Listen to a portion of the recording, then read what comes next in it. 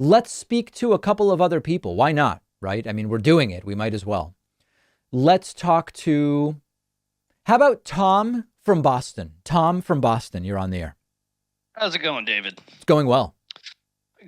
So a couple weeks ago, were talking about needing like a mass deprogramming for, the conspiratorial thinkers and the hardcore Trumpers. Yeah.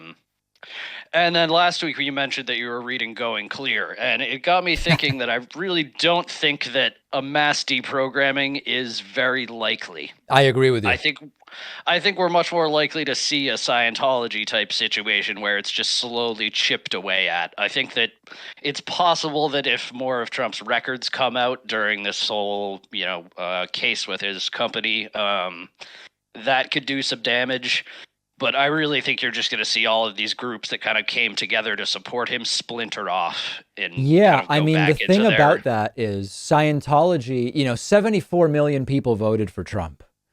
Scientology at its peak was a fraction of a fraction of a fraction of that. Very and true. So very true. We could be talking about it if we're doing that. We might have to wait 2,000 years, right? So I think I guess that is true. But there are a lot of comparisons you can draw. There are both pretty legendary con men. It's actually crazy in reading. So what Tom is talking about is that I mentioned I'm reading Lawrence Wright's sort of profile of the history of Scientology and L. Ron Hubbard called Going Clear. And in reading it, the way people kind of got sucked in is very Trumpian. L. Ron Hubbard himself is very Trumpian. It's super interesting to read because it's so analogous to Trumpism.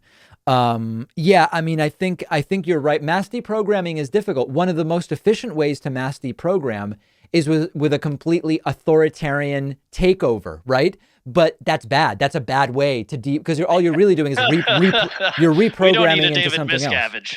Exactly. Right.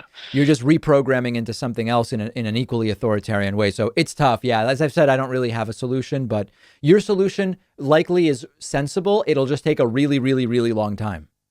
Unfortunately. Yeah. I don't think it's going to be a quick thing. No, by no means. All right. Well, thanks. And if you haven't read Lawrence Wright's, The Looming Tower, definitely give that a read. Oh, what's that one?